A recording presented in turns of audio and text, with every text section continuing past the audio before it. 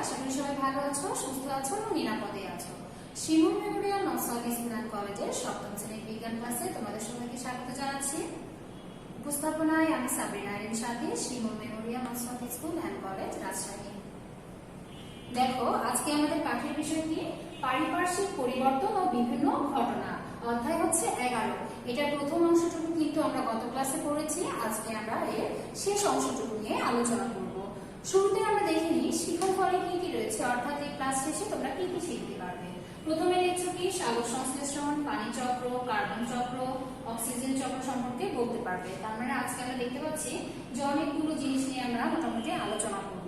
এরপরে কি দেখতে পাচ্ছি, শিলার গঠন প্রক্রিয়া সম্পর্কে জানতে পারবে। তাহলে এটা ছিল আমাদের শিল্পফল। এরপরে আমরা দেখে নিই কি কি বিষয় নিয়ে আমি আলোচনা করব তোমাদের সাথে। প্রথমে রয়েছে কি সালোক সংশ্লেষণ, এরপরে রয়েছে পানি চক্র, কার্বন চক্র, অক্সিজেন চক্র, ম্যাগনেসিয়াম ও বায়ুর দহন পর্যবেক্ষণ, কার্বনের যৌগ ও অ্যাসিডের বিক্রিয়া পর্যবেক্ষণ, ধাতু ও অ্যাসিডের বিক্রিয়া পর্যবেক্ষণ, শিলার গঠন।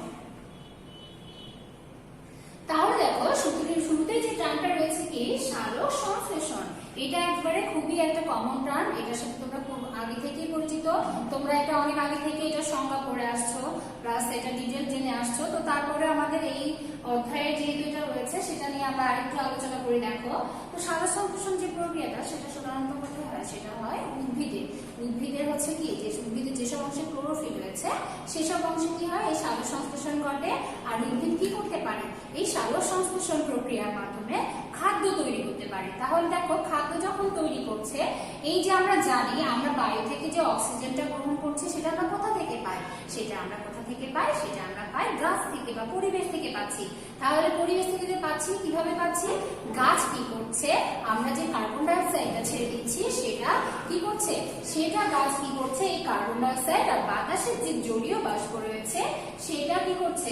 সেটার সাথে বিক্রিয়া করে সূর্যের উপস্থিতিতে এই যে দেখো খাদ্য তৈরি করছে। আমি বললাম এই যে খাদ্যটা হচ্ছে কি, এই যে গ্লুকোজ জাতীয় যে খাদ্য সেটা তৈরি করছে। আর এই যে অক্সিজেন দেখছো সেটা কি করছে? সেটা ছেড়ে দিচ্ছে। সেই অক্সিজেনটাই কিন্তু আমরা কি করছি? আমরা প্রশ্বাসের সাথে গ্রহণ করছি। তাহলে আমরা দেখছি এই যে সালোক সংশ্লেষণ, উদ্ভিদের সালোক সংশ্লেষণটা কিন্তু উদ্ভিদের শুধু খাদ্য তৈরির জন্য যে প্রয়োজন তা কিন্তু না, এটার সাথে কিন্তু প্রাণী জগতের একটা কি রয়েছে? কানেকশন রয়েছে। কারণ যেহেতু অক্সিজেনটা আমাদের প্রয়োজন আর অক্সিজেনটা আমরা পাচ্ছি উদ্ভিদ থেকে, তাহলে দেখা যাচ্ছে উদ্ভিদের এই প্রক্রিয়াটা না হলে কিন্তু এই যে অক্সিজেনটাও কি হবে না? নির্গত হবে না। তার মানে সালোক সংশ্লেষণে দেখো আমাদের জীব জগতে কিন্তু প্রয়োজনীয়তাটা অনেক। তাহলে দেখো, আমি সংজ্ঞাটা আমি একবারে সুন্দর করে পাঠ্য বইয়ের আকারে পড়িয়ে দিচ্ছি তোমাদের। যে জৈব রাসায়নিক প্রক্রিয়ায় সবুজ উদ্ভিদ সূর্যের আলো ও ক্লোরোফিলের উপস্থিতিতে পানি ও কার্বন ডাই অক্সাইডের রাসায়নিক বিক্রিয়ার মাধ্যমে শর্করা জাতীয় খাদ্য তৈরি করে তাকে কি বলে? সালোক সংশ্লেষণ করে। এটা কিন্তু আমি দেখালাম, এই যে সংকেতটা দেখতে পাচ্ছ C6H12O6, এটা কিন্তু কি, এই যে আমি বললাম যে কি শর্করা জাতীয় যে খাদ্য গ্লুকোজ সেটার সংকেত দেওয়া আছে। এরপরে দেখো, এরপরে একটা রয়েছে কি যে টার্মটা, সেটা হচ্ছে পানি চক্র। তো পানি চক্র দেখো, আমরা যখন হচ্ছে ছোট ক্লাসগুলোতে পানি চক্র পড়েছি তখন কিন্তু সরাসরি পানি চক্র কি কিভাবে পানি চক্র ঘটছে সেই বিষয়টা ব্যাখ্যা করলে কিন্তু হয়ে গিয়েছে। তো এইখানে আমরা যখন একটু বড় ক্লাসে যেহেতু উঠে গেছি, তখন দেখো পানি চক্রের যে জিনিসটা আছে আমরা মূলত কি জানি, এই যে পানি দেখো বিভিন্ন অবস্থায় পরিবর্তিত হয়ে ভূপৃষ্ঠ এবং বায়ুমণ্ডলে কি করছে? বায়ুমণ্ডলে যে বারে বারে যে ফিরে আসছে সেই প্রক্রিয়াটাকে আমরা কি করছি? পানি চক্র বলছি। তাহলে দেখো, এই পানি চক্র যখন হচ্ছে, আমি বলছি যে বিভিন্ন অবস্থায় পরিবর্তিত হয়ে। তাহলে বিভিন্ন অবস্থায় পরিবর্তিত হয়ে তার মানে কি, সেটার মধ্যে আমরা পানির যে কঠিন, তরল, বায়ু অবস্থা দেখি তিনটাই কিন্তু রিলেটেড থাকবে। প্রথমে তোমরা একটা টার্ম দেখতে পাচ্ছ কি বাষ্পীভবন। তাহলে দেখো, বাষ্পীভবন হচ্ছে, ঘনীভবন হচ্ছে, কঠিনীভবন হচ্ছে। মানে পানির তিনটা পর্যায়ে কিন্তু পরিবর্তিত হচ্ছে, হওয়ার পরে কিন্তু আমার ফুল প্রসেস যেটা আছে পানি চক্র সেটা সম্পূর্ণ হচ্ছে। প্রথমে দেখো রয়েছে কি বাষ্পীভবন। বাষ্পীভবনটা কি, এই যে তরলে আমি তাপ প্রদান করছি, তাহলে আমরা কি বায়ুমণ্ডলে যে হচ্ছে তোমার পানি থাকছে সেটাকে কি আমরা আলাদা করে তাপ দিচ্ছি? দিচ্ছি না। আমাদের যে সূর্যের আলো আছে, সূর্যের তাপ আসছে, সেই সূর্যের তাপে কি হচ্ছে, এই যে পানিগুলো থাকছে বিভিন্ন জলাশয়ে, সেই পানিগুলো কি হচ্ছে, সমুদ্রের পানি সহ অন্যান্য জলাশয়ে সেই পানিগুলো বাষ্পে পরিণত হচ্ছে। এই বাষ্পে পরিণত হওয়ার প্রক্রিয়াটাকে আমরা কি বলছি? বাষ্পীভবন বলছি। এরপরে দেখো রয়েছে কি ঘনীভবন। তাহলে দেখো এই যে বাষ্পটা ছিল, এই বাষ্পটা যখন আবার তরলে পরিণত হচ্ছে সেটাকে আমরা কি বলছি, সেটাকে আমরা বলছি কি ঘনীভবন। এরপরে কি রয়েছে দেখো কঠিনীভবন। তো কঠিনীভবন টার্মটা থেকে বুঝতে পারছো যে কঠিন, তার মানে অবশ্যই এটা কি থাকবে, কঠিন অবস্থায় থাকবে। তার মানে আমি দেখলাম বাষ্পে পরিণত হলো, তরলে পরিণত হলো, আর এরপরে কি হবে, অবশ্যই তরল থেকে কঠিন অবস্থা মানে বরফ আকারে যে অবস্থাটা আছে সেই অবস্থাটায় পরিণত হবে। তাহলে বরফটা হচ্ছে কিভাবে হবে দেখো, আমাদের যেগুলো হিমালয় পর্বত রয়েছে সেখানে আমরা দেখি না বরফ জমে থাকে, সেটা কিন্তু এই যে কঠিনীভবন যে অবস্থাটা রয়েছে সেই অবস্থার ফলে হচ্ছে। চিত্রে তোমরা দেখতে পাচ্ছ এই যে সূর্যের আলো আসছে, সূর্যের আলো এসে এই যে তোমার জলাশয়ে যে পানিগুলো রয়েছে নদী বা সমুদ্রে, সেই পানিগুলো কি হচ্ছে, বাষ্পীভূত হচ্ছে, তারপরে কি হচ্ছে ঘনীভূত হয়ে, তারপরে এখানে দেখো এখানে কঠিনভবন অবস্থায় আছে, আর যখন তরল হয়ে পড়ছে তখন কিন্তু আমার ভূপৃষ্ঠে কিভাবে পড়ছে, ভূপৃষ্ঠে আমার তোমার বৃষ্টি আকারে পড়ছে। তাহলে যেটা যখন তরল হবে বা যখন ঘনীভবন হবে, বাষ্প থেকে যখন তরলে পরিণত হবে তখন কিন্তু সেটা কি হবে, বৃষ্টি আকারে পড়বে। এবং বৃষ্টি আকারে যখন পড়ছে সেটা যখন জীবের বিভিন্ন কাজে ব্যবহার হবে, তারপরেও কিছু পানি দেখো আমার নদী সমুদ্রে এগুলোতে যাওয়ার পরেও মাটিতে কিন্তু কি হবে, মাটির হচ্ছে গভীরে কিন্তু কিছু পানি সঞ্চিত থাকে বা ভূগর্ভে জমা থাকে। সবটুকু পানি কিন্তু একেবারে দেখা যাচ্ছে আবার বায়ুমণ্ডলে ফিরে যায় না কিছু পানি। তাহলে আমরা কি দেখলাম যে এই যে দেখো পানি যে চক্রাকারে এই প্রক্রিয়াটা হচ্ছে পর্যায়ক্রমে, এই যে পানি চক্রটা হচ্ছে, আর আমি বললাম যে সারফেস কিছু ওয়াটার থাকবে, সারফেস ওয়াটার যেটা এই যে ভূপৃষ্ঠে দেখো মাটি হচ্ছে নিচের দিকে গভীরে এই যে সঞ্চিত অবস্থায় থাকবে পানিগুলো, এটাই হচ্ছে দেখো এটাই হচ্ছে ভূগর্ভস্থ যে পানি সেইটা। তাহলে আমরা পানি চক্রটা লিখে নিলাম। তার পানি চক্রের যদি সংজ্ঞা আসে তোমরা পানি চক্রের সংজ্ঞাটা তো বলবে, আর যদি এমন হয় যে পানি চক্রের রহস্য ব্যাখ্যা করতে বলছে সেক্ষেত্রে কিন্তু তোমাকে কি করতে হবে, এই যে বাষ্পীভবন, ঘনীভবন, কঠিনীভবন এই টার্মগুলো উল্লেখ করেই কিন্তু তোমাকে কি করতে হবে, পুরো প্রক্রিয়াটা বর্ণনা করতে হবে। এরপরে দেখো আজকে আমরা মোটামুটি অনেক কটা চক্র, তোমরা যখন আমি 24 সূচি দেখালাম দেখলে যে চক্র নিয়ে পড়বো। এরপরে রয়েছে কি কার্বন চক্র। এটা দিয়ে বুঝতে পারছো যে কার্বন চক্র জিনিসটা আসলে কি রিলেটেড হতে পারে। এই যে কিছুক্ষণ আগে আমরা সালোক সংশ্লেষণ দেখলাম, সেখানেও কার্বন ডাইঅক্সাইডের ব্যাপার স্যাপার দেখলাম, ওখানেও কিন্তু কি রয়েছে, কার্বন প্লাস অক্সিজেন দিলে কিন্তু কার্বন ডাইঅক্সাইড রয়েছে। তো দেখো এই যে কার্বন যে মৌলটা রয়েছে এটা কি করছে, এটা যখন এই যে কার্বন ডাইঅক্সাইড যৌগ রূপে চক্রাকার পদ্ধতিতে কি করছে, বায়ুমণ্ডল থেকে দেখো জীবজগতে প্রবেশ করছে, আবার বায়ুমণ্ডলে ফিরে আসছে। এই যে পুরো প্রক্রিয়াটা সেটাকে আমরা কি বলছি, সেটাকেই আমরা বলছি কার্বন চক্র। তাহলে কি হচ্ছে দেখো, এইটা হচ্ছে প্রথমে এই যে কার্বন যেটা মৌল রয়েছে সেটা কার্বন ডাইঅক্সাইড যৌগে পরিণত হচ্ছে, তারপরে কি হচ্ছে, তারপরে সেটা এই যে বায়ুমণ্ডল থেকে জীবজগতে আসছে, আবার জীবজগৎ থেকে কি হচ্ছে, জীবজগৎ থেকে বায়ুমণ্ডলে ফিরে যাচ্ছে। তাহলে দেখো যে কার্বন ডাইঅক্সাইডটা চক্রাকারে কি হচ্ছে, পরিবেশ থেকে বায়ুমণ্ডল, বায়ুমণ্ডল থেকে পরিবেশে আসছে, জীবজগতে হচ্ছে আসছে, এই পুরো প্রক্রিয়াটা আমরা বলছি কার্বন চক্র। এখন দেখো এই চিত্রে ভালো করে খেয়াল করে দেখো, এই যে দেখো এখানে কি হচ্ছে, এই যে সূর্যের আলোর উপস্থিতিতে কি হচ্ছে, এই যে উদ্ভিদ হচ্ছে খাদ্য তৈরি করছে, আমরা সালোক সংশ্লেষণে দেখলাম এখানে কার্বন ডাইঅক্সাইড যাচ্ছে ফটোসিনথেসিস করতে। এরপর দেখো যে কলকারখানায় যে হচ্ছে আমাদের বিভিন্ন ধরনের ধোঁয়া উৎপন্ন হয়, সেখান থেকেও কি হয়, সেখান থেকেও কিন্তু এই যে কার্বন ডাইঅক্সাইড নির্গত হয়। এই যে কার্বন ডাইঅক্সাইডটা নির্গত হচ্ছে এটা উদ্ভিদ গ্রহণ করছে। আবার দেখো উদ্ভিদকে কি করছে, উদ্ভিদের যেগুলো অংশ থাকে বিভিন্ন হচ্ছে পাতা থেকে শুরু করে অন্যান্য যেগুলো অংশ মাটিতে পড়ে যায় সেগুলো কি হয়, সেগুলো কিন্তু পচে গিয়ে ব্যাকটেরিয়া থাকে, বিভিন্ন ধরনের ব্যাকটেরিয়া কি করে মাটিতে এগুলো কি করে পচিয়ে ফেলে, পচিয়ে কি করে ফসিল আকারে রাখে। কিছু কিন্তু মুক্ত হয়ে বায়ুমণ্ডলে আবার ফিরে যাবে যখন হচ্ছে তোমার কি হচ্ছে, এই যেটা ডিকম্পোজিশন হচ্ছে অর্থাৎ এটা পচে যাচ্ছে। আবার দেখা যাচ্ছে বিভিন্ন ধরনের প্রাণীর বিভিন্ন অংশ থাকে না, যে প্রাণীর যে অংশগুলো রয়েছে এগুলো যখন পচে যাচ্ছে মাটিতে যাচ্ছে তখনও কিন্তু কি হচ্ছে, তখনও কিন্তু আমার এই যে ব্যাকটেরিয়ার মাধ্যমে এই যে উদ্ভিদের অংশ বা প্রাণীর যে অংশগুলো পচে যাচ্ছে আমার কিন্তু কি হচ্ছে, আমার এই যে কার্বন যেটা থাকছে, এই যে কার্বন ডাইঅক্সাইড সেটা কিন্তু নির্গত হচ্ছে। আর দেখো ফসিল আকারে কিছু মাটিতেই আবদ্ধ অবস্থায় থেকে যায়, সেটা কিন্তু পরবর্তীতে আবার মুক্ত হয়। তাহলে দেখো এই যে এখান থেকে যাচ্ছে, আবার এই যে উদ্ভিদ হচ্ছে যে অংশগুলো থাকে সেগুলো কি করে, প্রাণী গ্রহণ করে, তাহলে প্রাণী আবার গ্রহণ করছে, প্রাণী আবার কি করছে, কার্বন ডাইঅক্সাইড ছেড়ে দিচ্ছে। তাহলে দেখো কার্বন ডাইঅক্সাইড ছেড়ে দিচ্ছে, আবার এখানে আসছে, পর্যায়ক্রমে এটা ঘটছে। কার্বন ডাইঅক্সাইডটা আমাদের প্রাণী দেহ থেকেও আসছে, এই যে কলকারখানা সহ অন্যান্য উৎস থেকেও আসছে, উদ্ভিদে প্রবেশ করছে, মাটিতে ডিকম্পোজিশন হচ্ছে, আবার কি করছে, আবার দেখো আমার বায়ুমণ্ডলে ফিরে যাচ্ছে। এই যে পুরো প্রক্রিয়াটা আমি দেখছি এটাকে আমরা কি বলছি, এটাকে আমরা বলছি কার্বন সাইকেল। তো দেখো উদ্ভিদের খাদ্য তৈরিতে যেহেতু কার্বন ডাই অক্সাইড ব্যবহার করে, তার মানে কার্বন চক্রের গুরুত্ব কিন্তু এটা একটা, যে কার্বন চক্রের গুরুত্ব হচ্ছে কি, কার্বন ডাই অক্সাইড ছাড়া যেহেতু উদ্ভিদ খাদ্য তৈরি করতে পারছে না, তার মানে কার্বন চক্র যদি ব্যাহত হয় তাহলে কিন্তু কি হবে, কার্বন ডাই অক্সাইডের যে পরিমাণ বা ভারসাম্য সেটাও কিন্তু কি হবে, বজায় থাকবে না। আর তখন কিন্তু উদ্ভিদ এবং প্রাণী উভয়ের জন্য কি হবে, হুমকি হবে।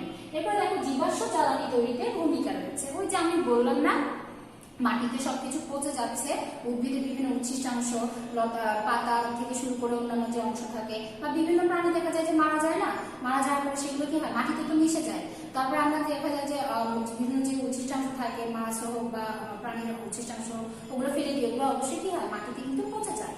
তো এগুলো যখন মাটিতে পচে যাচ্ছে, ফসিল আকারে থেকে যাচ্ছে, সেখান থেকে আমরা হচ্ছে জীবাশ্ম জ্বালানি, আমাদের যে তোমার প্রাকৃতিক গ্যাস রয়েছে, তারপরে কয়লা রয়েছে, এসব যে জীবাশ্ম যে জ্বালানিগুলো রয়েছে সেগুলো কিন্তু আমরা কি পাচ্ছি, প্রকৃতি থেকে পাচ্ছি। আর সেটা কি পাচ্ছি, যে কার্বন সাইকেলের ফলে পাচ্ছি। আর আমরা জীবাশ্ম জ্বালানি কি করি, জীবাশ্ম জ্বালানি আমরা বিভিন্ন কাজে ব্যবহার করি। এই যে কয়লা ব্যবহার করছি, প্রাকৃতিক গ্যাস ব্যবহার করছি, এগুলো আমরা জ্বালানি হিসেবে কিন্তু ব্যবহার করছি, বিদ্যুৎ উৎপাদনে ব্যবহার করছি। তার মানে দেখো আমি যখন কার্বন সাইকেলের গুরুত্ব বলছি, অনেক গুরুত্ব রয়েছে, তার মধ্যে কিন্তু দুইটা ইম্পর্টেন্ট জিনিস হচ্ছে কি, একটা হচ্ছে উদ্ভিদের যে খাদ্য তৈরির জন্য কার্বন ডাই অক্সাইড, আর একটা কি, জীবাশ্ম জ্বালানি তৈরিতে ভূমিকা রাখছে। তাহলে আমরা কার্বন সাইকেল দেখে নিলাম। এরপরে আমরা দেখছি কি, অক্সিজেন চক্র। এটা কিন্তু আমাদের এই অক্সিজেন চক্র বলো, কার্বন চক্র বলো, সবকিছু কিন্তু একটার সাথে একটা রিলেটেড। এই চক্রগুলো কিন্তু সিঙ্গেলি একা ভূমিকা পালন করে বা একাই ঘটে এরকম কিন্তু না। তো দেখো যে চক্রাকার পদ্ধতিতে বায়ুমণ্ডল থেকে অক্সিজেন জীবজগতে প্রবেশ করবে, আবার কি করবে, ভৌত রাসায়নিক বিভিন্ন জৈবিক ক্রিয়া শেষে আবার বায়ুমণ্ডলে ফিরে যাবে, সেম কথা প্রত্যেকটা ক্ষেত্রে। এটা কি করবে, বায়ুমণ্ডল থেকে জীবজগতে আসবে বা জীবজগৎ থেকে বায়ুমণ্ডলে ফিরে যাবে, এটা সাইক্লিক আকারে চলতেই থাকবে। সেটা অক্সিজেনের বেলাও তাই, কার্বন ডাই অক্সাইডের বেলাও তাই, এভাবে হচ্ছে কি প্রত্যেকটা সাইকেল ঘুরতে থাকবে। তাহলে দেখো এই যে যখন আমার অক্সিজেন হচ্ছে সাইকেলটা হচ্ছে, এখানে দেখো আমরা এই যে কিছুক্ষণ আগে যে দেখালাম যে কি হচ্ছে, উদ্ভিদ হচ্ছে এই সূর্যের আলো উপস্থিতিতে, তারপরে তোমার কার্বন ডাই অক্সাইড গ্রহণ করে কি করছে, কার্বন ডাই অক্সাইড আর পানির সহযোগে খাদ্য তৈরি করছে। আবার হচ্ছে উদ্ভিদ হচ্ছে যে কার্বন ডাই অক্সাইড হচ্ছে গ্রহণ করার পরে অক্সিজেন ছেড়ে দিচ্ছে, সেটাকে গ্রহণ করছে, সেটা গ্রহণ করছে প্রাণী। এই যে কার্বন ডাই অক্সাইড এখান থেকে আসছে, অক্সিজেন যাচ্ছে, গিয়ে প্রাণী গ্রহণ করছে, যে কোনো, সেটা হচ্ছে মানুষ হতে পারে বা অন্য প্রাণীও হতে পারে। তাহলে এই যে সাইক্লিক আকারে ঘুরছে, এই পুরো প্রক্রিয়াটাকে আমরা কি বলছি, আমরা বলছি অক্সিজেন সাইকেল বলছি। তাহলে দেখো সালোক সংশ্লেষণ দেখলাম আমরা, কার্বন চক্র দেখলাম, অক্সিজেন চক্র, একটা কিন্তু প্রত্যেকটার সাথে রিলেটেড, কারণ প্রতিটাতেই কিন্তু আমার এই যে কার্বন অক্সিজেন এই ব্যাপারগুলো রয়েছে, আর এটার সাথে উদ্ভিদ প্রাণী একে অপরের সাথে জড়িত। তাই পরিবেশে কিন্তু উদ্ভিদ আর প্রাণীর ভূমিকা এবং এই কয়েকটা সাইকেলের ভূমিকা কিন্তু খুবই গুরুত্বপূর্ণ। এরপর দেখো আমরা কয়েকটা সাইকেল দেখে নিলাম, তোমাদের কিছু পরীক্ষা রয়েছে তোমাদের পাঠ্যপুস্তকে। প্রথমে দেখো কি রয়েছে, ম্যাগনেসিয়াম ও বায়ু দহন পর্যবেক্ষণ। তো দেখো ম্যাগনেসিয়াম আর বায়ু দহন যখন হচ্ছে, তো তোমাদের দেখো প্রথমে কি কি লাগছে, ম্যাগনেসিয়াম রিবন লাগছে, ম্যাগনেসিয়াম তো ধাতু, তো এটা দেখো এখানে তোমরা একটা জিনিস দেখতে পাচ্ছ যে পুড়ে যাচ্ছে, এটা কিন্তু রিবন। রিবন মানে যে ফিতার মতো যে অংশটুকু, ওই ধাতুটা যখন ওই যে ফিতার মতো অবস্থায় থাকে তখন সেটাকে আমরা কি বলছি, ম্যাগনেসিয়াম রিবন। তো দেখো ম্যাগনেসিয়াম রিবন আছে, চিন্তা আছে, বুনসেন বার্নার আছে। তোমরা এখানে ছবিতে একটু খেয়াল করে দেখো, এই যে কি করছে, এই যে ম্যাগনেসিয়াম যে রিবনটা রয়েছে সেটাতে যে বুনসেন বার্নারের মাধ্যমে আগুনকে কি করছে, এটা হচ্ছে জ্বালিয়ে দিচ্ছে, মানে দহন করছে। দহন করার ফলে কিন্তু এই যে ম্যাগনেসিয়াম আর আমি বলছি বায়ু, তার মানে বায়ুর যে অক্সিজেন রয়েছে সেটার সাথে কি করবে, সেটার সাথে বিক্রিয়া করবে, করে দেখো ম্যাগনেসিয়াম অক্সাইড তৈরি করবে। তাহলে ম্যাগনেসিয়াম বায়ুর সাথে দহন করে কি তৈরি করবে, ম্যাগনেসিয়াম অক্সাইড তৈরি করবে। এই যে ম্যাগনেসিয়াম অক্সাইড যখন তৈরি করবে, রিবনটা যখন এভাবে পুড়ে যাবে, যে কোনো কিছু পোড়ালে কি হয়, ছাই যেহেতু তৈরি হয়। তো দেখো এই যে ডাস্টটা আসবে বা ছায়ের মতো যে অংশটুকু পড়ে যাবে, সেটাকেই কিন্তু আমরা কি বলবো, সেটাকে আমরা বলবো ম্যাগনেসিয়াম অক্সাইড। তো তোমাদের বইয়ে এটা কিন্তু ছাই বর্ণ দেওয়া আছে, যদিও তোমরা এখানে চিত্র দেখতে পাচ্ছ যে হোয়াইট পাউডার, তো ওইটা অনেকটা দেখতে হচ্ছে সাদাটে ধরনের, এই জন্য ওখানে হোয়াইট পাউডারই লেখা আছে। তো বইয়ে যেহেতু দেওয়া আছে যে এটা বর্ণ ছাই, তো প্রশ্ন যদি আসে ওইটাই ফলো করবে, তবে কিন্তু দুটার কোনোটাই কিন্তু ভুল না, কারণ ওই ছায়ের মতো যে অংশটা ওটা আসলে অনেকটা সাদাটে ধরনেরই হয়ে থাকে। তাহলে তোমাদের যদি প্রশ্ন আসে ম্যাগনেসিয়াম ও বায়ু দহনে কি উৎপন্ন হয়, তোমরা নিশ্চয়ই বলতে পারবে ম্যাগনেসিয়াম অক্সাইড উৎপন্ন হয়। এটা হচ্ছে ম্যাগনেসিয়ামের হচ্ছে তোমার হচ্ছে প্রতীক দেওয়া আছে, এটা হচ্ছে ম্যাগনেসিয়াম আর এটা হচ্ছে অক্সিজেন, এটা বলে কি হলো ম্যাগনেসিয়াম অক্সাইড। তাহলে আশা করি তোমরা এই জিনিসটা বুঝতে পেরেছো যে পরীক্ষা আকারে আসো আর তোমার ছোট প্রশ্ন আসো, তোমরা এক্স্যাক্টলি উত্তরটা লিখতে পারবে। এরপর দেখো আরেকটা পরীক্ষা রয়েছে তোমাদের বইয়ে, কার্বনের যৌগ ও অ্যাসিডের বিক্রিয়া পর্যবেক্ষণ। তো কার্বনের যৌগ রয়েছে বিভিন্ন ধরনের, তার মধ্যে দেখো আমরা এখানে কোনটা ব্যবহার করেছি তোমাদের বইয়ে, ক্যালসিয়াম কার্বনেট ব্যবহার করেছে। কার্বনের যে যৌগগুলো রয়েছে, তো এই যে ক্যালসিয়াম কার্বনেট এটা মূলত কি চকের সংকেত। তো অনেক সময় আমাদের প্রশ্ন আসে যে চকের সংকেত কি, সেই সময় কিন্তু তোমাদের সংকেতটা লিখতে হবে ক্যালসিয়াম কার্বনেট। ঠিক আছে, ভালো করে সংকেতটা লিখে নাও, এটা কিন্তু ক্যালসিয়াম আর এখানে কার্বন আর এটা হচ্ছে এখানে অক্সিজেন রয়েছে 3 অণু, সেটা লেখা রয়েছে। কিন্তু এই যে এখানে তাহলে কি রয়েছে, ক্যালসিয়াম রয়েছে, কার্বন রয়েছে, অক্সিজেন রয়েছে। তাহলে চক কি কি মৌল নিয়ে গঠিত, এরকম প্রশ্ন আসলেও আশা করি তোমরা পারবে। এরপর দেখো, যেহেতু আমি কার্বনের যৌগের সাথে অ্যাসিডের বিক্রিয়া করব, তো অ্যাসিড হিসেবে আমি কি নিয়েছি, পাতলা হাইড্রোক্লোরিক অ্যাসিড নিয়েছি। কি নিয়েছি, পাতলা হাইড্রোক্লোরিক অ্যাসিড। এই যে হাইড্রোক্লোরিক অ্যাসিড বলছি, আর সেটা হচ্ছে সংকেত কি, HCl। HCl টা তাহলে কি, আমরা এই যে হাইড্রোক্লোরিক অ্যাসিড, তাহলে আমরা এই যে ক্যালসিয়াম কার্বনেট আর হাইড্রোক্লোরিক অ্যাসিড বিক্রিয়া করে কি উৎপন্ন করবে, দেখো এই ক্যালসিয়ামটা ক্লোরিনের সাথে যুক্ত হবে, ক্যালসিয়াম ক্লোরাইড উৎপন্ন করবে। তারপরে কি করবে, দেখো এইখানে কিন্তু কি থেকে গেছে, এখানে আমার কার্বনের হচ্ছে কার্বনের থেকে গেছে। এই কার্বনের থেকে এখানে তোমার 2 অণু হচ্ছে অক্সিজেন এসে কার্বন ডাই অক্সাইড উৎপন্ন হবে। এখানে যেহেতু কি থেকে গেল, একটা অক্সিজেন থেকে গেল, সেই একটা অক্সিজেন এই যে এখানে যে হাইড্রোজেন রয়েছে সেটার সাথে বিক্রিয়া করে কি হবে, H2O বা পানি উৎপন্ন করবে। তাহলে দেখো আমার যখন কার্বনের যৌগ অ্যাসিড বিক্রিয়া করছে, কি কি উৎপন্ন হচ্ছে, calcium carbonate, carbon die oxide ও পানি উৎপন্ন হচ্ছে। এখানে তোমরা চিত্রে দেখতে পাচ্ছ, এখানে কি করেছে, এই যে ক্যালসিয়াম কার্বনেট দিয়েছে, দিয়ে এখানে হাইড্রোক্লোরিক অ্যাসিড মিশ্রিত করেছে। করার পরে কি হয়েছে, দেখো এখানে একটা আরেকটা যে আবার কি রয়েছে, টেস্ট টিউব রয়েছে, সেখানে একটা পাইপ আকারে দেওয়া রয়েছে। এখানে দেখো এই যে কার্বন ডাই অক্সাইড উৎপন্ন হবে, কার্বন ডাই অক্সাইড উৎপন্ন হয়ে বুদবুদ আকারে উপরে উঠে যাবে। আর নিচে কি থাকবে, নিচে যে হচ্ছে পরিষ্কার যে পানিটা, সেটা কি করবে, সেটা হচ্ছে নিচে হচ্ছে যে চুনের যে পানিটা থাকবে মাত্রা, সেটা কি থেকে যাবে। আর উপর দিকে কার্বন ডাই অক্সাইডটা কি হবে, বুদবুদ আকারে বাইরে চলে যাবে। তাহলে আমরা এখানে দেখলাম 2টা পর্যবেক্ষণ, আরো একটা পর্যবেক্ষণ রয়েছে, একটা কি ধাতু ও অ্যাসিডের বিক্রিয়া পর্যবেক্ষণ। এখানে কি ধাতুর সাথে অ্যাসিডের, প্রথমে আমরা দেখেছিলাম যে ধাতুর সাথে বায়ু দহন। তো এইখানে দেখো এই ধাতুর সাথে বিভিন্ন ধরনের ধাতু রয়েছে, তার মধ্যে যে কোনো একটা ধাতুর সাথে বিক্রিয়া আমরা এখানে দেখাচ্ছি, সেটার সাথে কি হবে, অ্যাসিডের বিক্রিয়া হবে। তোমরা এখানে দেখতে পাচ্ছ এটার জন্য আমি প্রয়োজনীয় উপকরণ হিসেবে ম্যাগনেসিয়াম রিবন, ওই যে আমি প্রথম যে পরীক্ষাটা করেছিলাম সেখানেও ম্যাগনেসিয়াম রিবন ইউজ করেছিলাম, তাই না? তো এই ম্যাগনেসিয়াম রিবন বা ম্যাগনেসিয়াম ধাতু সরাসরি ইউজ করা যাবে। আর কি লাগবে, পাতলা হাইড্রোক্লোরিক অ্যাসিড। এখানে দেখো আমি কিন্তু হাইড্রোক্লোরিক অ্যাসিডটা ইউজ করছি, কিন্তু পাতলা, এটা কিন্তু ঘন না। এরপর কি লাগবে, স্পিড ল্যাম্প লাগবে আর টেস্ট টিউব লাগবে। এই যে লম্বা জারের মধ্যে দেখছি, এটাকে কি বলে, এটাকে বলে টেস্ট টিউব বলে। তাহলে দেখো এই যে টেস্ট টিউবটা দেখছো, নিয়েছি আমরা, এখানে তোমার ম্যাগনেসিয়াম ধাতু আকারে দেখিয়েছে, আর এটা হচ্ছে কি, এটা হচ্ছে ম্যাগনেসিয়াম রিবন। তাহলে দেখো এখানে ম্যাগনেসিয়াম আর এই যে হাইড্রোক্লোরিক অ্যাসিড বিক্রিয়া করে কি করবে, হাইড্রোজেন আর ম্যাগনেসিয়াম ক্লোরাইড উৎপন্ন করবে। এই যে ম্যাগনেসিয়াম ক্লোরিনের সাথে বিক্রিয়া করে ম্যাগনেসিয়াম ক্লোরাইড, আর এই যে হাইড্রোজেনটা থেকে গেল, এই হাইড্রোজেন গ্যাসটা কি হবে, এই যে দেখো আস্তে আস্তে উপরের দিকে বুদবুদ আকারে উঠে যাবে। তাহলে দেখো যে ম্যাগনেসিয়াম ধাতুটা আমি কি করছি, যে তাপ দিচ্ছি, তাপ দেওয়ার ফলে কি হচ্ছে, ওই যে অ্যাসিডের সাথে হচ্ছে বিক্রিয়া করছে, বিক্রিয়া করার ফলে আমি কি হচ্ছে, ম্যাগনেসিয়াম ক্লোরাইড উৎপন্ন হচ্ছে, আর হাইড্রোজেন গ্যাসটা হচ্ছে বুদবুদ আকারে উঠে যাচ্ছে। এটা আরেকটা চিত্র দেখলে তোমরা বুঝতে পারবে।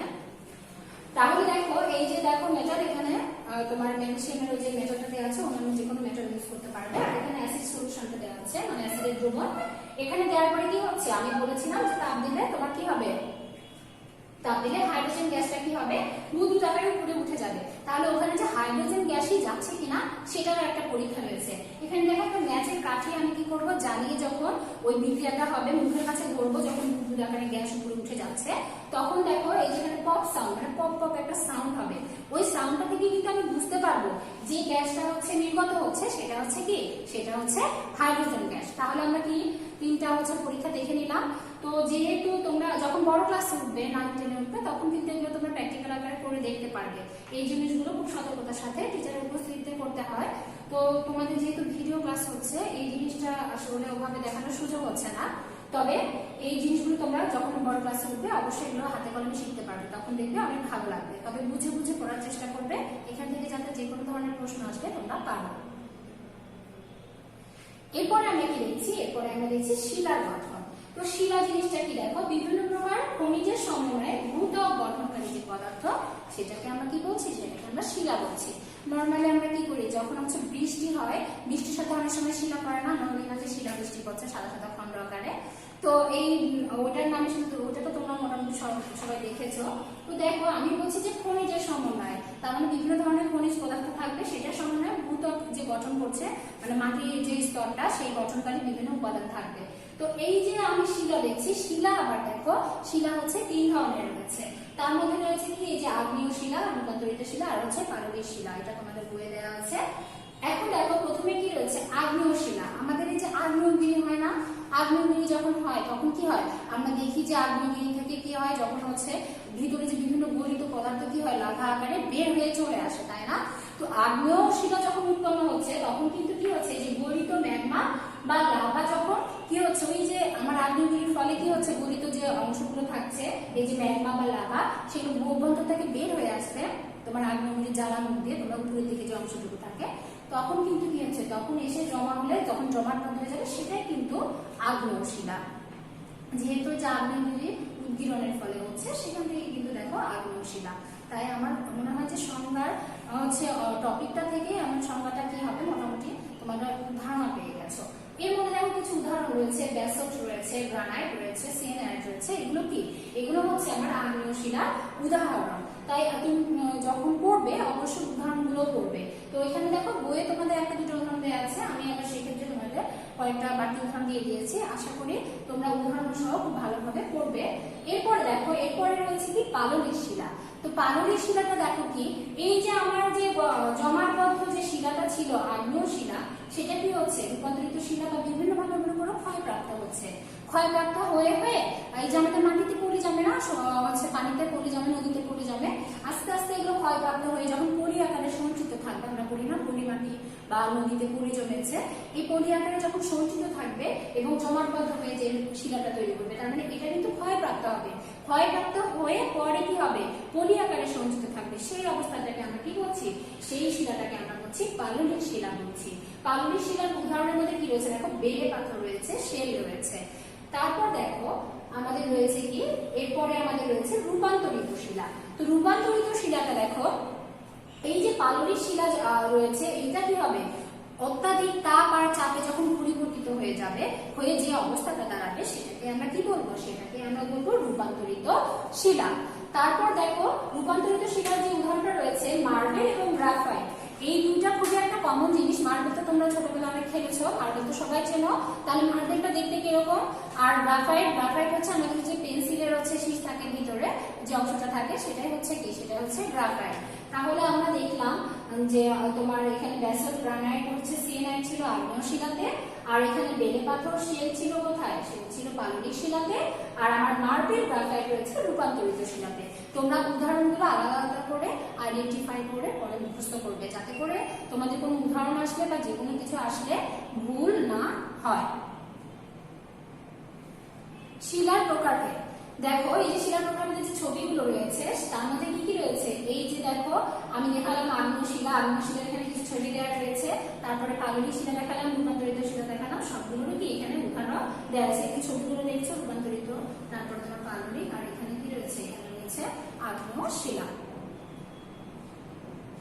এখন দেখো আমাদের ক্লাস আজকে এতটুকু ছিল, ক্লাসটা শেষ হয়ে গেল। মূল্যায়নে কিছু প্রশ্ন রয়েছে, দেখি তোমরা পারছো কিনা। প্রথমে কি রয়েছে, ম্যাগনেসিয়াম ও বায়ুর দহনে কি উৎপন্ন হয়, আমরা দেখলাম ম্যাগনেসিয়াম ও বায়ুর দহনে কি উৎপন্ন হয়, ম্যাগনেসিয়াম অক্সাইড উৎপন্ন হয়। তারপরে আগ্নেয় শিলা কি, ওই যে বললাম আগ্নেয়গিরির ফলে যে ভূগর্ভ থেকে ম্যাগমা বা হচ্ছে গলিত যে লাভাটা বের হয়ে আসছে, সেটা যখন জমাটবদ্ধ হয়ে যাচ্ছে ঠান্ডা হয়ে, তখন সেটাকে কি বলছে, সেটাকে বলছে আগ্নেয় শিলা। আর সালোক সংশ্লেষণ কাকে বলে, একটা খুবই কমন প্রশ্ন। উদ্ভিদ যে প্রক্রিয়া কি করে, সূর্যের আলোকের উপস্থিতিতে এবং কার্বন ডাই অক্সাইড এবং পানির সমন্বয়ে কি করে শর্করা জাতীয় খাদ্য তৈরি করে, তাকেই কি বলে, সালোক সংশ্লেষণ বলে। আগামীকাল তোমাদের কার্ড এক্সাম রয়েছে, ভালো করে পড়াশোনা করবে। আর হোয়াটসঅ্যাপে যে সলভগুলো যাচ্ছে সেটার সাথে অবশ্যই কার্ড এক্সামের দেওয়ার পরে ওটা মিলিয়ে নেবে। আজকের ক্লাস এতটুকু ছিল। আশা করি তোমরা খুব ভালোভাবে বুঝতে পেরেছো। আগামী ক্লাসের আনন্দ জানিয়ে এখানে শেষ করছি। আল্লাহ।